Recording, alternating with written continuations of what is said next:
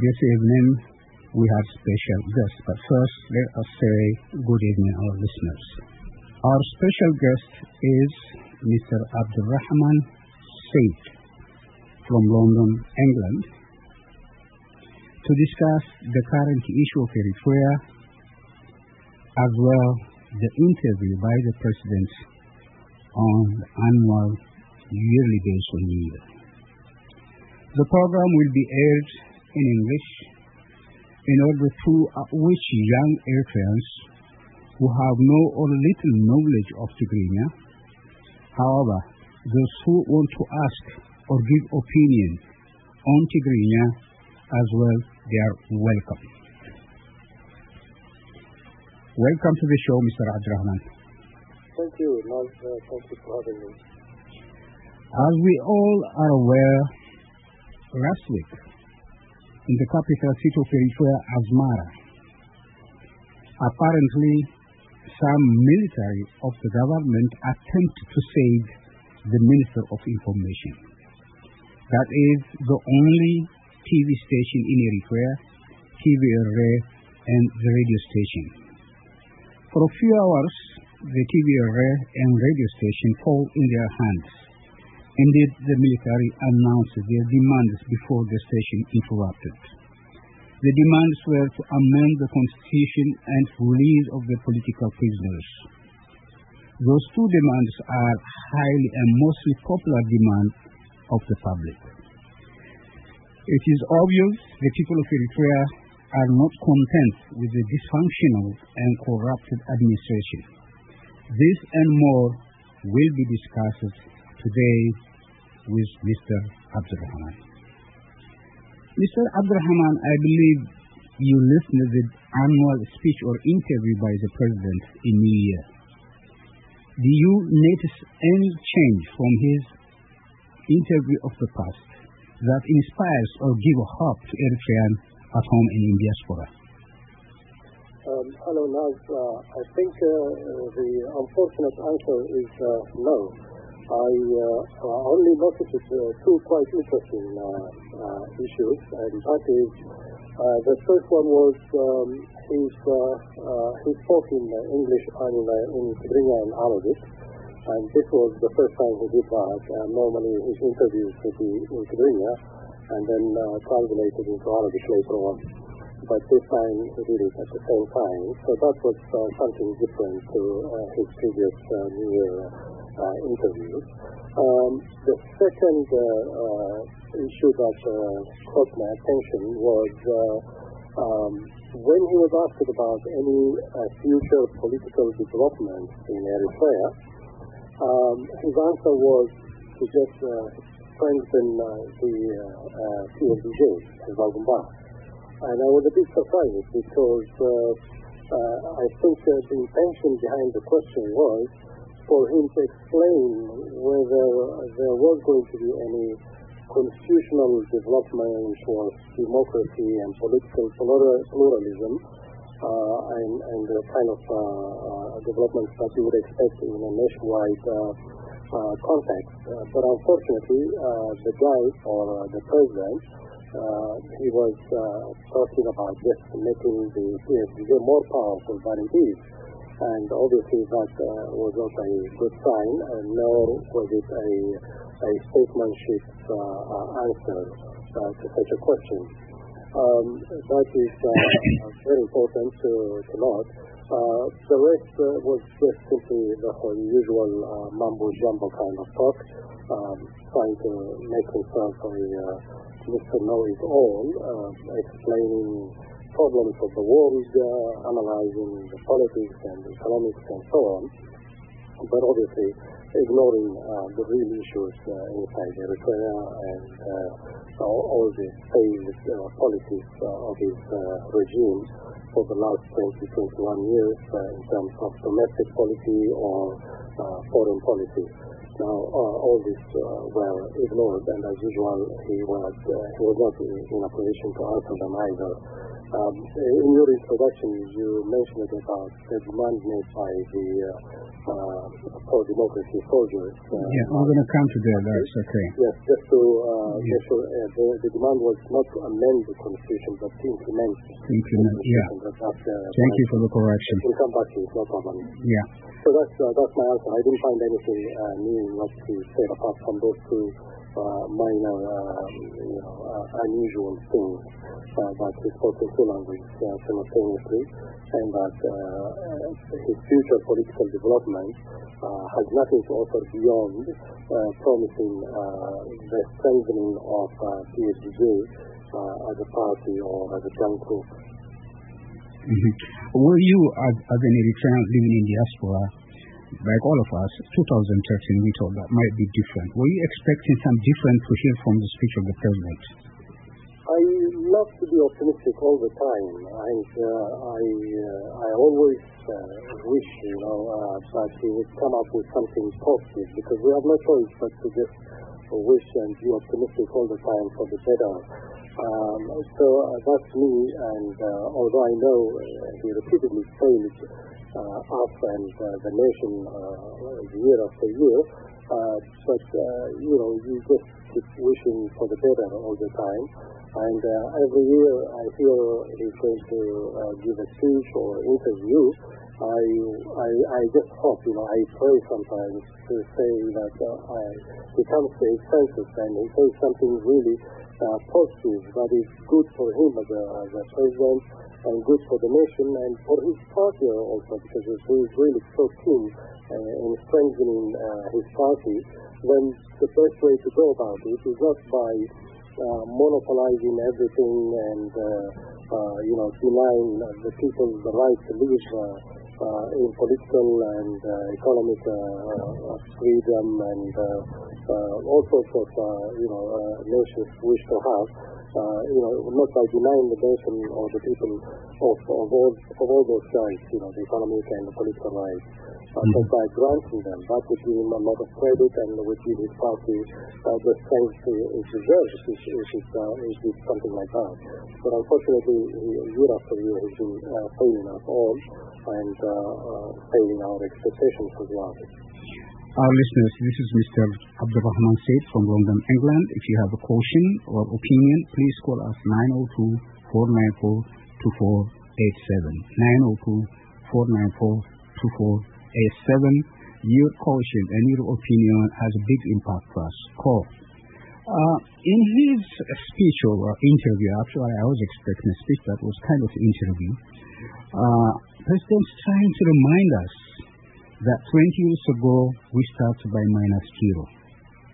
This might be true, but yet still Eritrea is in -0. In your opinion, what does it take to stimulate the economy of the country? Or does Eritrea need some sort of a magic to be above 0?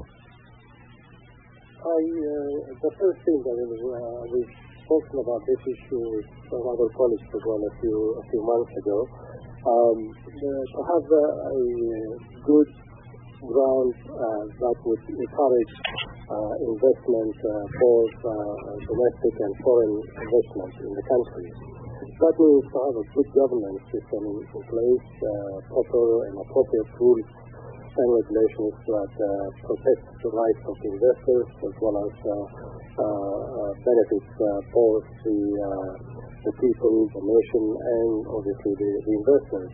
So we don't have such a system in the country. All that we have is a kind of like a mafia regime that wants to own and monopolize everything to itself without having to share anything with the nation. So now that is not a good sign, and it does not encourage any kind of investment. And you remember that in the early 90s when Eritrea was liberated, many Eritreans, well-meaning Eritreans, traveled to Eritrea with their capital, their investment, their business plans, and everything they had to contribute to the rebuilding and reconstruction of their country. All these Eritreans, or majority of them, were deprived that right. Their properties, their business plans, their feasibility studies, everything was stolen by the regime, and they were made to leave. Some of these investors, Eritrean investors, had to even go to Ethiopia to invest there because they found it more conducive environment to their business inspirations than what they found in Eritrea. Others even went as far as Uganda, Kenya, and Angola. So the regime itself, the entire system the regime tried to create, is simply inconducive to economic development in the country. If you add to this that the Eritrean economy heavily relies on agriculture, and our agriculture also heavily relies on intensive labor. Intensive labor means young productive force have to be deployed to exploit our agricultural produce or agricultural resources. Now, when you have every able-bodied young person in the army, that means you are depriving the sector of the very important tool or resource that it requires to become productive and contributive to the economy, or even self-sustenance. It's not economic growth, but at least to have some kind of food self-sufficient. The regime obviously tried to take over land. Some of this land belongs to pastoralist communities and others to some agricultural farmers and again communities,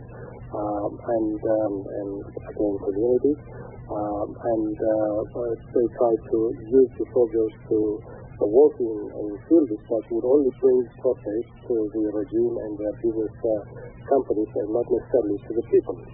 So if you also add the misuse or disuse of our ports, the fact that we are now in no war, no peace situation with Ethiopia, it means we have lost an important revenue source in the port of Asab, which was mainly used by Ethiopian import-export business, and it brought us a lot of service fees and service fees. We've lost that too.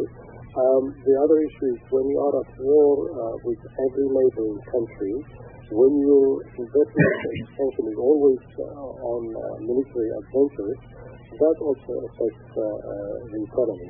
So if you look at the whole economic situation in the country, it's very much interrelated with the way the regime policies policies pursued by the regime in the last 20 years, which did not give any kind of ground for productive environment.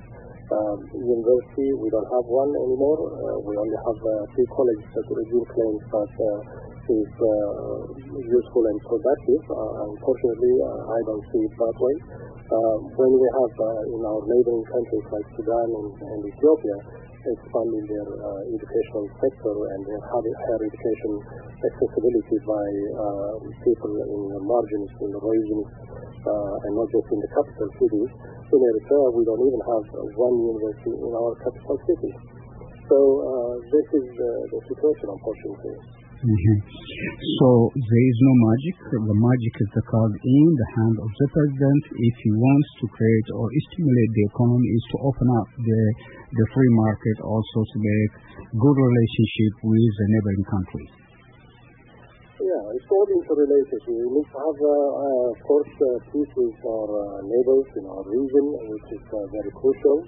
The system of governance in Eritrea has to be good, and it has to accept to be ruled by rule of law, a constitutional system of governance.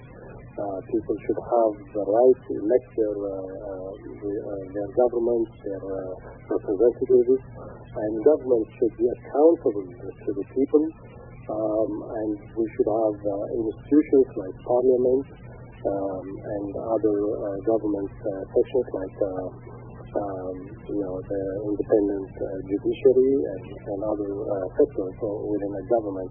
This is what makes any country stable, accountable, and transparent. So if any regime wants to go corrupt, then they would be identified, exposed, and challenged, and even brought to justice if need be. Now, in the country that we have right now, all we have is Mr. President, who is a law unto himself. He's unpredictable. He doesn't have any strategic policies. He doesn't have even institutions that can formulate national policies that affect the country's domestic affairs as well as foreign and trade and economy.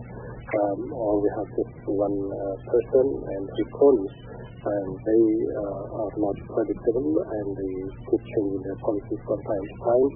One day they're talking about wars, the next day they will be talking about economic development and so on. But that is all talk shop, nothing more, nothing less.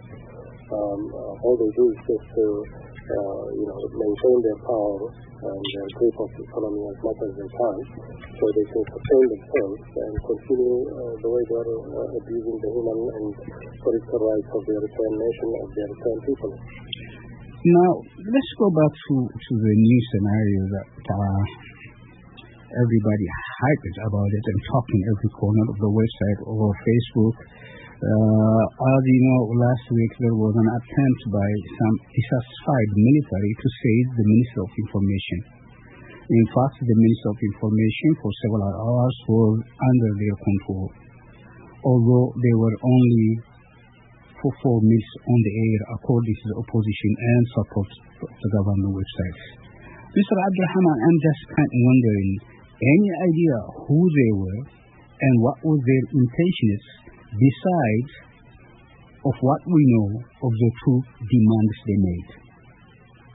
I think it's very important that the demands they made define who they were. So I would call them pro-democracy soldiers. These are people who have put themselves at great risk to make the Eritrean people's demands clear by not occupying the Ministry of Information, but by freeing it, because that Ministry of Information has been serving the regime by spreading false information about everything that is in Eritrea.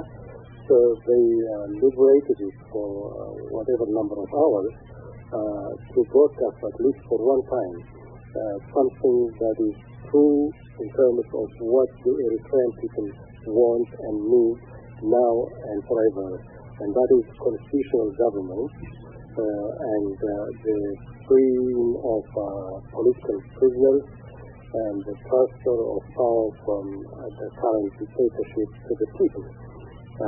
This is very clear, and it is the demand of the Eritrean people, not just of the soldiers or of any particular group. It's the entire people, and therefore this group of soldiers, although they are a small group, the number is 100 or 200, but their call was representative of the entire nation, of the entire people of Eritrea.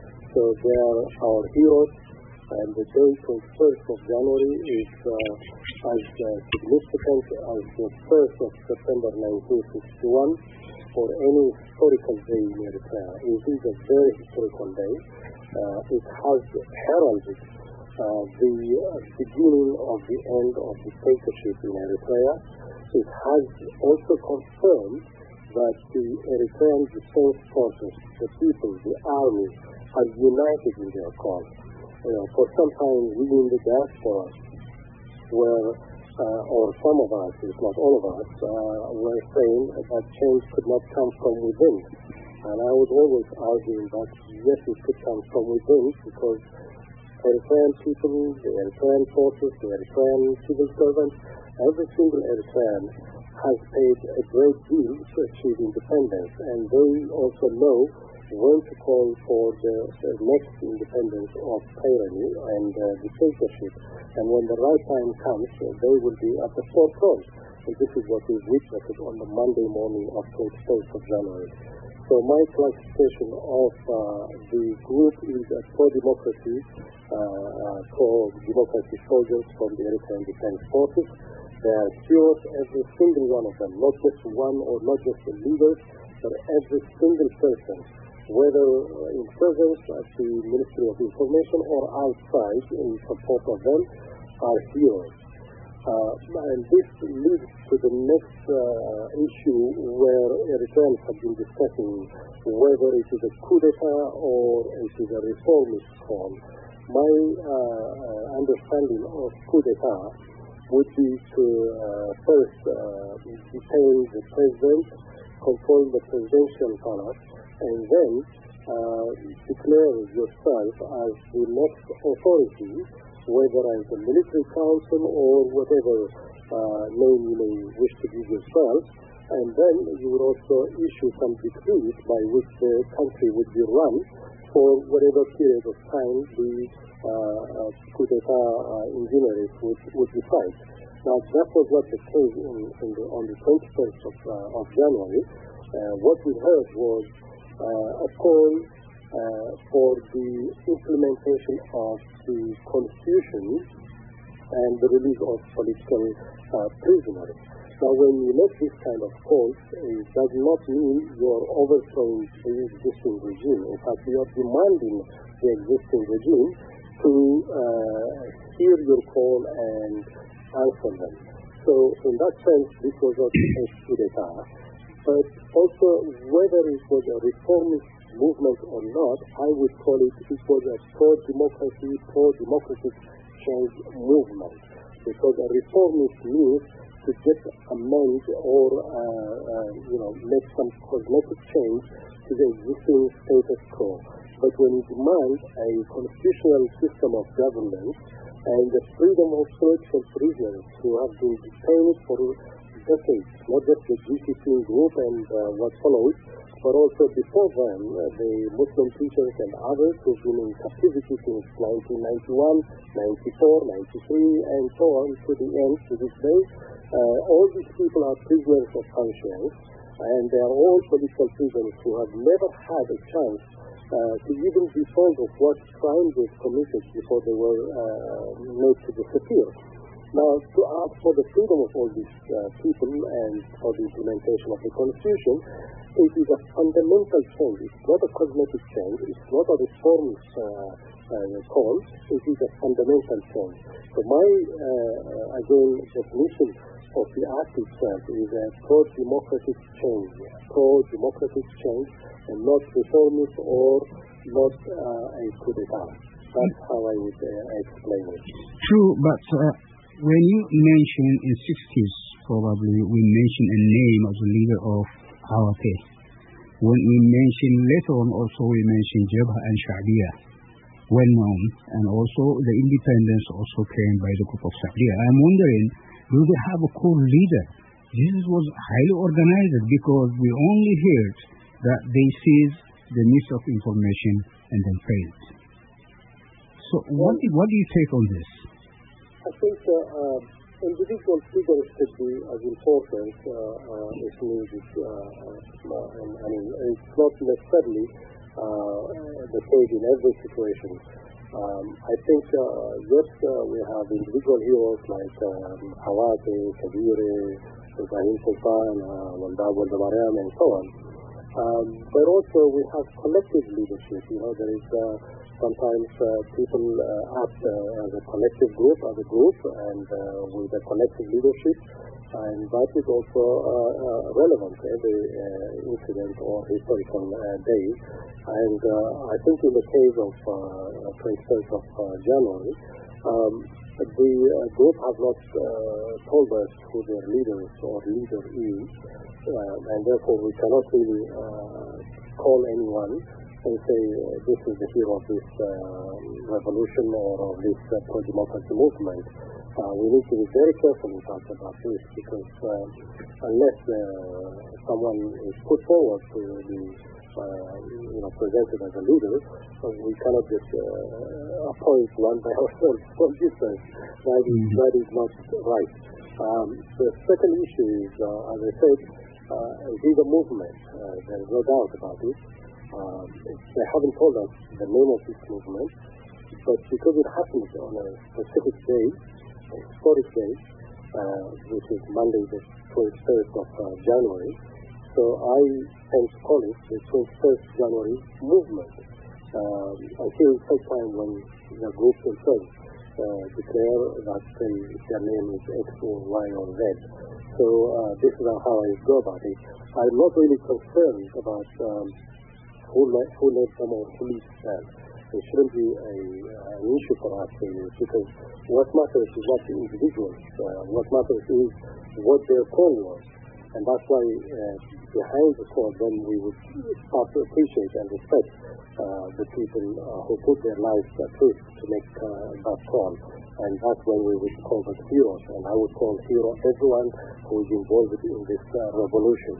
It is a revolution, truly revolution, 21st January revolution. Now, individuals, I think, would always come forward when the right time comes, and they would appear, and we would come to know them. Until such time, I wouldn't worry, as I said. I would just accept as they are, as a group of soldiers who belong to the Eritrean Defense Forces, and through them, in fact, we applaud and appreciate the Eritrean Defense Forces for producing such a noble and heroic soldiers who would, risk their lives again and again to prevent their people's wishes and calls. All right, we're going to come back on this issue again. There's some mind-boggling in between. But let's follow up on this one. Those military, Mr. Rahman, were not based in the capital city of Eritrea. There were groups from Sana'a, Arkokabay, and the Amhara. As we all believe, in Eritrea, security is very tight.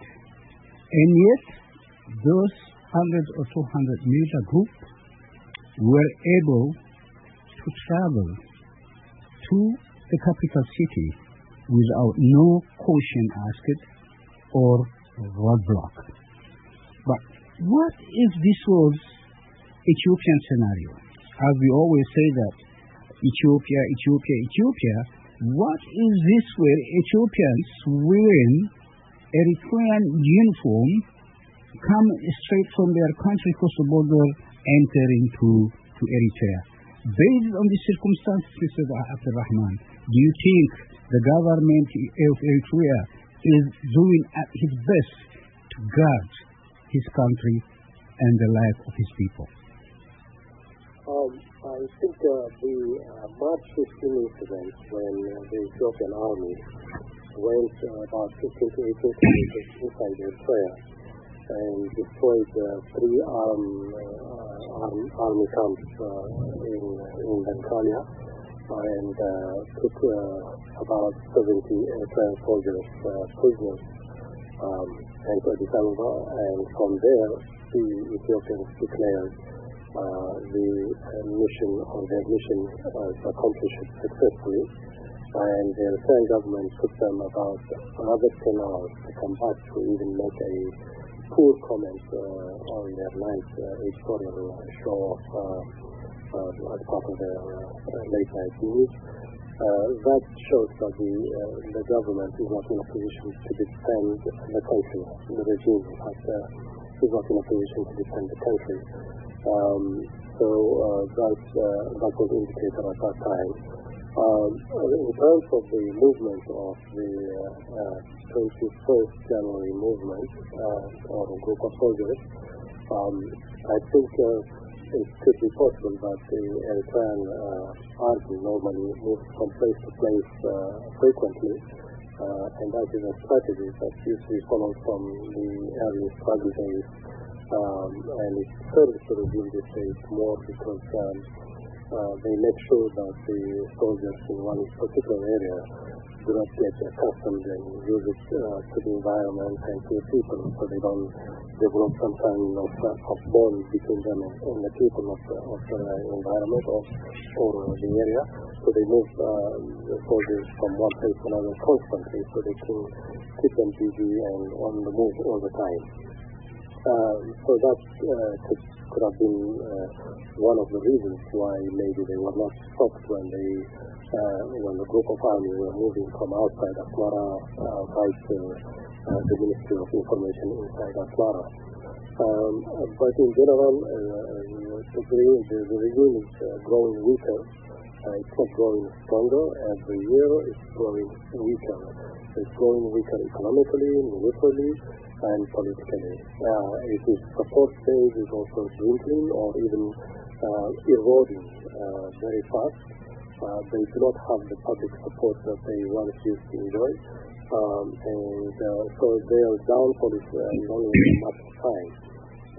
If they were clever, I think the 21st of January incident is a golden opportunity, but maybe the final opportunity for President Eritrea to respond to positively, at least for one time in his entire political life, or at least in his the last 20 years, to say something positive, to accept the demands made, and to start the handover of power to some kind of caretaking transitional government of national unity that can oversee the ratification or redrafting of the Constitution and any election prior and post the implementation of the Constitution to ensure that at least the country will smoothly transit itself from the current situation of dictatorship of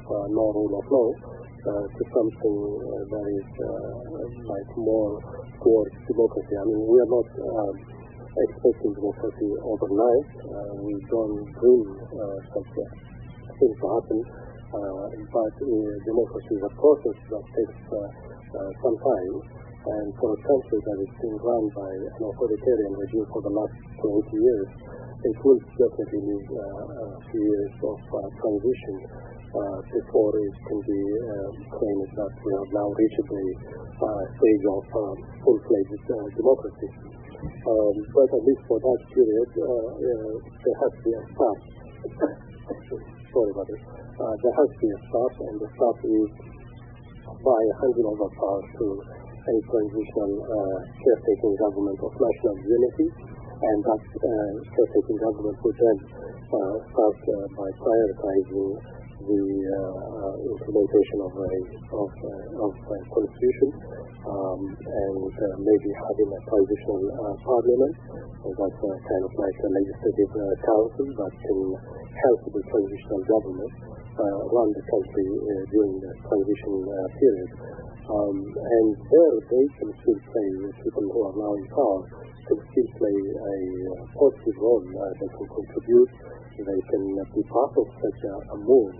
So, and the people of Eritrea will definitely think of forgiving them for all the crimes they've committed against the nation if they start doing something positive.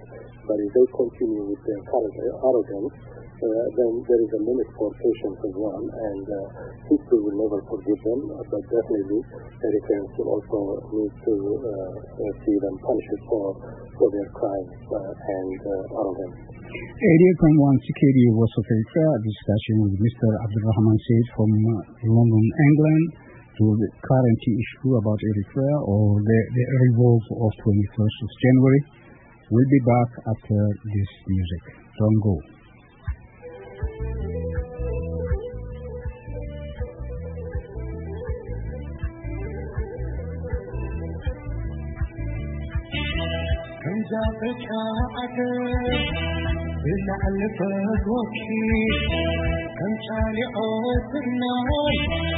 If you have any question or statements, this is the time to call 904-494-2487.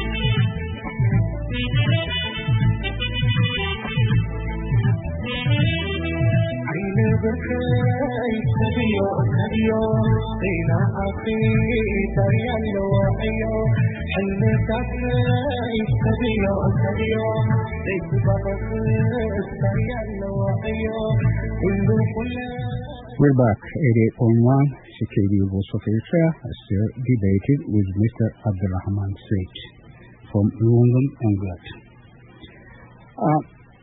Mr. Rahman, as you and I know, Eritreans from age of 16 to 70, by the order of the government, are militarized.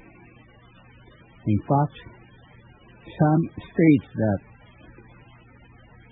Eritrea, as a small nation as it is, but proportionally, it is second to North Korea in military. If this statement is true, do you think the military who attempt to say the Minister of Information of Reform, whatever you are saying, were expecting people to revolt with them? I cannot really say what they were expecting people to do, but I'm sure they must be very much aware of what the people need, and that's why their question was not about improving the situation as soldiers, having some kind of upgraded salary, or anything that is to do with them as professional soldiers. They were making public demands for the rights of the people, the constitutional rights of the people. So these people know what their people want, and that's why they put themselves at great risk to make those calls and the demands. The expectation from the Eritrean people can only be positive and supportive of such a call and of such heroes. The evidence for that is the spontaneous reaction by Eritreans who live in the free world around Europe, America, Australia, Egypt. They went out. They didn't even wait for anyone to call them, but they just came out themselves and demonstrated in support, in solidarity with the pro-democracy group of soldiers. So that is reflective of how the Eritrean people reacted to their call. Inside Eritrea, obviously there was no information on the day, the Monday itself. Some friends did call Eritrea to find out what was going on, and their relatives were telling them that they had no clue what was going on. They didn't hear anything. They were going about their business as usual. So that means they didn't get all the information they needed to even react in any way. So we were quite quicker in getting what was happening inside Eritrea, we in the diaspora, I mean, and that's why we reacted spontaneously with demonstrations and solidarity messages. But I think what will now happen is the Eritrean people will get the message, maybe gradually, depending on their location and where they are. Of course, the people of Asmara will be the first one to hear the details, and then the regions, and maybe, or they've already received the messages. There has been some calls by some Eritrean activists as well, calling Eritreans inside Eritrea, telling them about what happened and what they should do. So there are messages going on. The other evidence for how supportive the Eritrean people has been is the regime himself. The regime has now banned Al Jazeera from any public place, hotels, restaurants, anywhere where there is access to satellite television. They've been told officially not to broadcast Al Jazeera programs. And now that shows that if the regime was not scared of public reaction in support of the pro-democracy movement, they would have let Al Jazeera and the rest of the channels to run as usual, as normal. Now that shows that the regime is very much aware that the people will support the pro-democracy movement, and therefore they're doing their best to almost deny them any kind of access to any information. So this makes reaction quite slow when it comes from the wider population. But that does not mean there will be no reaction at all. There will be reaction. It's only a matter of time. But Mr. Rahman, viable change for democracies always have come through civil disobedience. In Eritrea, the civilians seem giving it a deaf ear for a change. In fact, they are the most obedient people. Now, this attempt should have put a place within by some dissatisfied military. Do you think the military of Eritrea would have restored peace and stability based on their history of corruption? History of corruption? I didn't get the question. Well, the military of Eritrea, they are very corrupted. They are selling their own brothers. You know about the human trafficking. If it's not all, most of them, the big guys. Now, to come change within the military, do you think this military could have restored peace and stability? Do you think this military could have restored peace and stability for Eritrea based on their history? I think I would be very cautious. I wouldn't accept that the military is corrupt in Eritrea. Maybe there are corrupt individuals within the military. These individuals could be generals or ordinary soldiers or whatever, but they do not really represent the army. The Eritrean army has always been known as a very disciplined army, very selfless army. This is an army that has been nurtured through the culture of liberation struggle, and they have always been at the forefront in terms of sacrificing their youth and their lives for the benefit of the larger population. So there is no history of corruption in the Eritrean army, in the Eritrean liberation forces pre-independence. So we need to be very careful the way we use our terminology for words. Now, the individual criminals that you refer to, obviously they are useless criminals, and therefore they cannot be of any good to any pro-democracy change. They are criminals, and they should be. Now, let's put it this way, Mr. Rahman. As you and I, we have seen a lot of change in Africa. Most of them have come from military, and yet they don't reflect the need of the people. Still, they become more dictatorship. Now, what makes you see Eritrean military is going to be better than any other military in the world? That's a very good question.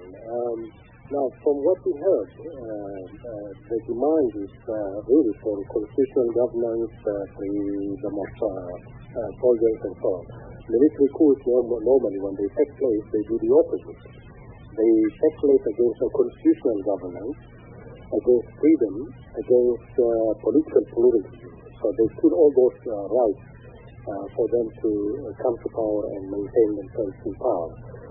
So that's the difference. The first difference is military coups take place against constitutional order. In the case of Eritrea, you're taking, if you want to call it a coup, it would be against a disorder, against a non-constitutional, illegitimate system of government, against a government that is depriving the Eritrean people of any kind of freedom of political thought, freedom of press, freedom of expression. So when you do the opposite of this policy, then you would be allowing constitutional governance, you would be allowing political pluralism, you would be freeing the prisoners of conscience. So this would be the difference. Other go on this issue is I think what I expect is in Eritrea, once we have an end to this current system of dictatorship, the likely scenario is yes, there will be some role for the army because they are the most organized force in the country at present, and they also need to be playing a role of keeping the peace and rule law and order in the country. So they have to be part of any kind of transition and governance once the current regime is brought to an end. But then I think they wouldn't need to go back immediately to their barracks and be more professionalized because at present we do not have military academies and police academies that can produce academic and professional soldiers and police and security agents. So there would be a need to develop this kind of institutions that can then probably develop a professional army or professional police and other security agencies.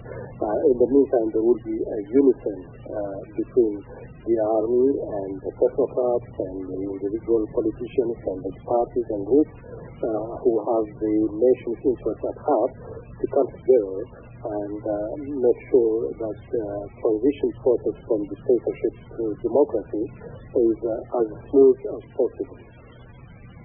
But my worry is, Mr. Rahman, and I'm repeating it again, since the people of Eritrea, they seem like content. They don't even move for a change. Even when they have an arm in their own hand, they are not attempt to do anything. How does a democracy change is going to come in Eritrea? Without... I think the Eritrean people are very aware of when the right time is and how they will react. I think they will decide for themselves when the right time comes. What we need to understand is you don't want change for the sake of change. You want to change for the better, to be transferred from the current worst scenario to something better. Sometimes if you prematurely try to drive change, you can end up in problems like some other countries like Somalia, Sierra Leone, Congo-Kinshasa, and all the Islamic states, Afghanistan and others, because the removal of the dictatorship is not the most difficult issue. The most difficult issue is what comes after the removal of dictatorship. If you are not ready for that post-dictatorship era, then you can end up in scenarios or in situations worse than the current one. And therefore, I always say, for the matter of President Eritrea's staying in power or not, then I would have not worried myself so much or too much, because he's a human being, and sooner or later he will lose power for one reason or another. The other thing is, growing older and older. He's nearly 70 now, so he's not growing younger, and therefore every year he's growing weaker. And that means, his time in power, his time as being one of the most feared and, powerful dictators is dwindling. It's eroding. So it's not going to be there anymore. Because of that, my most concern is beyond the change, beyond the dictatorship, what situation we are going to have and how prepared are we for that situation. And I think the Eritrean people would be looking at this as well. So what have we got ready? I mean, if we have the right people and the right groups in place and ready to take over and run the country towards democracy, I think removing dictatorship will be the easiest matter to do. But as long as we don't have that ready, and the dictatorship also working very nice to divide the people through regional, religious, tribal, ethnic, and other sentiments, to make sure that people do not trust one another, do not work together. And in the opposition camp, we have not been doing our homework properly as well. We have been echoing that from conferences like Makane and others, issues that would make me more concerned whether post-Islam is going to be a more homogenized or harmonized community, or more of a conflict situation between different identity groups. And by identity I mean regional, religious, and tribal and ethnic identities. When this becomes like a political conflict for political struggle and for political power, things will become more complex. So you need to address them as well. So what we are seeing is, I think there is a lot of preparations to be made before seeking the immediate removal of the regime. Right. And I think it is showing us now, the 21st of January, it's a herald that we have a force inside the country that can take care of situations, that is already putting the president under pressure to seize, to accept the demand of the people and move towards democracy. And I think the rest of the people inside and outside the country, especially in the opposition camp, we should look and reassess ourselves and our actions over the last few years, and ensure that we are running in parallel with what's going on inside the country and contribute our share towards the positive result, end result. All right, Mr. Abdurrahman, could you please kindly compare and contrast the revolts of 2013 with the revolts of 1993, even if you come with the demand of G15? I think they are similar. They are a continuation, because one thing we have to know, and whenever I was asked about whether there was a movement inside the country, pro-democracy movement, I was always saying yes. And my evidence for that is the G15, G13, the Mayhabar soldiers, and so many others. All these movements are pro-democracy movements. They are called maybe high or low or medium, but they are pro-democracy movements, and they are contributory to what happened on the 21st of January 2013.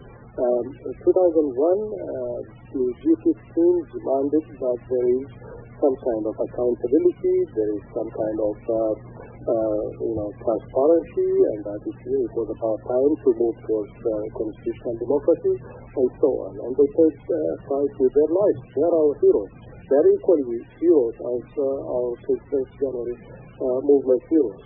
So the similarity is there. They are all within the same chain of events that is going to lead in the end to the democratization of Eritrea. It is going through, these are just like a stoppage, like a bus stop, from when you're traveling from A to B. In between there are some destinations you have to stop and make demands and move on. And this is what's happening now. Today, 21st January, is just an outcome of all these struggles that have been going on for the last 20 years. But Mr. Abdurrahman, on 1993, the revolt militants, they won't speak to the president. They called the president, actually. G15, they gave their demands to the president. 2013, also, some of the group, they want to speak directly with the president. Now, if we want a change for democracy, if we are dissatisfied with the government and with the leader, why do we want to speak directly with the government? Why we don't want to speak directly with President Isaias?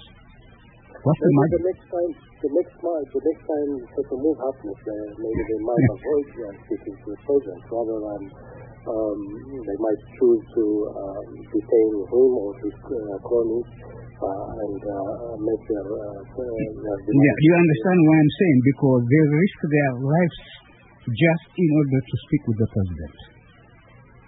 Yes, I understand that. The reason is because he's in power and he has a lot in his hand that he can use to respond to his demands peacefully and positively by giving him such a chance. Even if they don't expect him to come back in a positive manner, but what they have been doing is they have been depriving him of any moral ground, because any action that comes after these calls that have been made to the president then will be legitimate. It will be justified because they have given him enough chances, they have made enough calls, but he ignored them. So when he does that, it's a crime in itself, and any consequences will have to be borne by the regime. 88.1 CKD was of Eritrea discussion between myself, Naz Yamane, and Mr. Rahman from England, UK. We are closing to end our question period. If you have any question or statement to be made, call us at 1-902-494-487. Mr. Rahman, some Eritrean websites stated during the skirmish of last week or January 21st, colonel of the government known as Weditige killed and Wodmoke also was wounded. How credible do you think is this info? Is there any way you could verify to our listeners?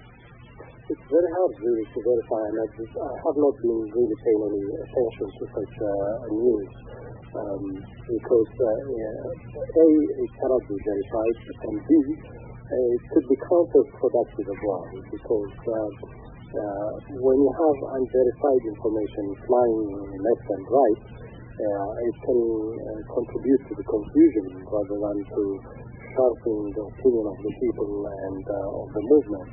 So I have not been paying any attention to individually, not just to those who might have been involved for or against the movement, but even against those who were claimed to be the leaders or the heroes of the movement. I did not pay any attention to that information on news because what matters was the demand made. And this reminds me when the GCC also made their demands. I was one of those who organized a demonstration of solidarity in London on the 19th of August 2001. And at the time, many of my colleagues and comrades in the opposition camp were against it because they were telling me that these individuals were the leaders of the EPLF and PFDJ, and we cannot really, as the opposition, support their cause. But my counter-argument was always I didn't care who they were and what positions they had. My main concern was what demands they were making. The demands they were making was a demand that every single Eritrean would agree with. So I was agreeing and supporting that demand. I was not supporting the opposition groups or leaders simply because I knew they were Democrats. No, I never knew they were Democrats. I never saw them even running a municipality or a government or anything. But because they were demanding democracy and human rights, so we were considering themselves all as part of the same camp. So what matters is what the people are making in terms of calls and demands, and not who the individuals are. The rest of the details will come out, when the right time comes. Who was on which side and what happened. But for now, I think we as people in the distance, I think we should applaud and echo the demands that have been made and keep putting the pressure on the regime on our side by rallies, by organizing demonstrations, by propagating and informing our people, especially those who are still supporting the PFDJ, knowingly or unknowingly, of what's going on. So the regime loses its cow milk, people whom they can rely on to generate income and so on. When they lose that, I think they will probably either come to their senses or accept that their days are over. So this is what we should do, and we should be less concerned about individual details of what happens there. The other issue we have to be concerned about is also the regime is still powerful in terms of information or disinformation, if you like. They have still a rumor machine. that can go about and spread all sorts of lies about anything they want, and people need to be careful, especially those websites that keep claiming to have received the information from inside Eritrea or outside, and then publishing such information. They are not doing any good service to the 21st January movement or to the Eritrean public at large. We should be very careful as media institutions to verify, to make sure that every information we receive has to be scrutinized before it is put on public domain for public consumption. I guess also the incarceration of the three loyalists is very hard to verify. According to our website, Mr. Saleh Osman, Mr. Abdullah Jabir, and Mr. Mustafa Nuh Hussein, those three people were very loyal of the system. And I'm just wondering, in your opinion, if those three people were somehow implicated with the attempt of saving the Minister of Information, or there is something that public do not know. Again, there's not something, but a lot of things that we do not know about what's going on inside Eritrea. But the timing. The EPLF and CFDG has always been secretive and unpredictable. This morning, I think there is news of the passing away of Rahman Jasser. He's an intelligence officer in Eritrea. He's a veteran fighter from the liberation era, and there is no clear news as to the circumstances that he passed away in. There is a claim that he was sick, but again, was it true or untrue? It needs to be verified by everyone. We have been hearing since the 90s or even before then, people committing suicide, others dying of heart attacks and this and that. But again, we live with a criminal regime that can make any claims to whatever it does to just hide its crime. So we should always be cautious about how we entertain and digest news and information we receive. And the same applies to the alleged imprisonment of Abdullah Jabir and the other loyalists, as we call them, whether they are indeed, first of all, imprisoned, and second, if they have been, if that is for their support of the 21st January movement, or if it's for something else, we don't know. So that's why we need to be careful about how we digest news and information that comes from inside Eritrea. Well, you see, Mr. Rahman, there is nothing that comes out from Eritrea. If it comes out, it could take years, as it did 2-3 months to verify the defection of the Minister of Information, Ali Abdul.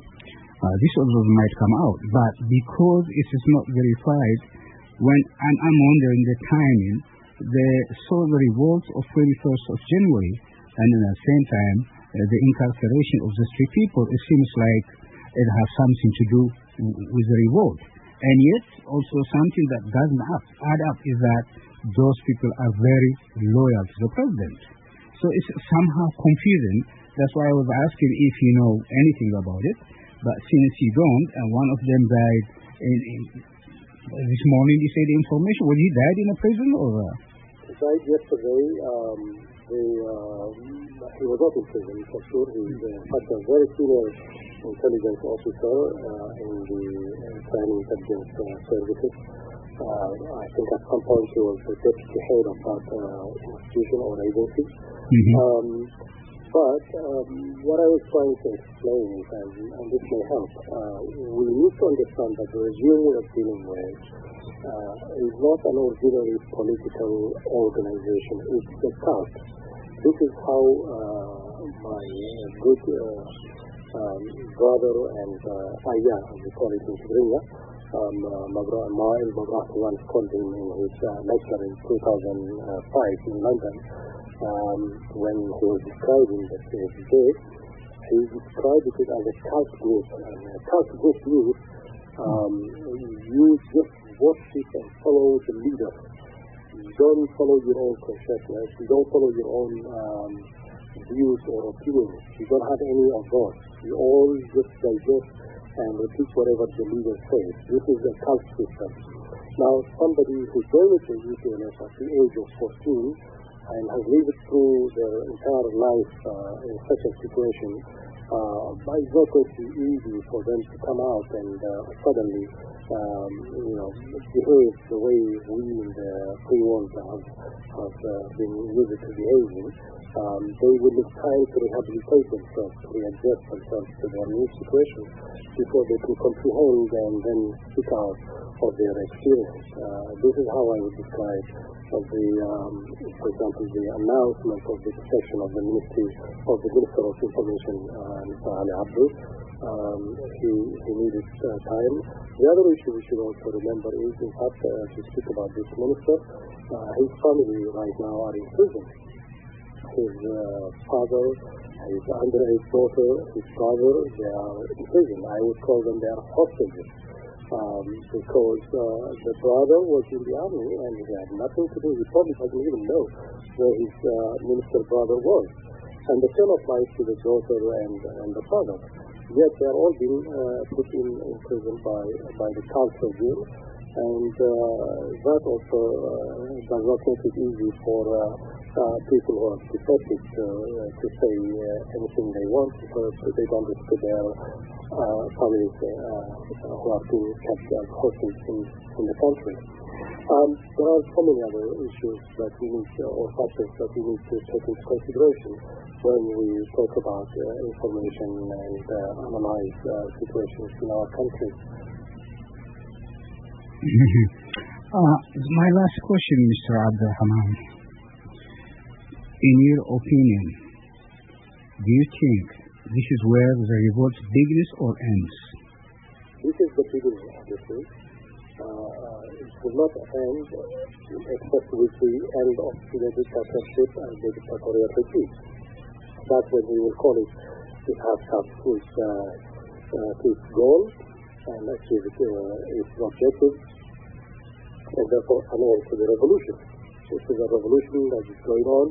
G15, G13, all the Muslim teachers from the 1991 to this day who've been struggling and fighting for a day for the Eritrean people in democracy and rule of law. It will continue until the day of democracy is achieved.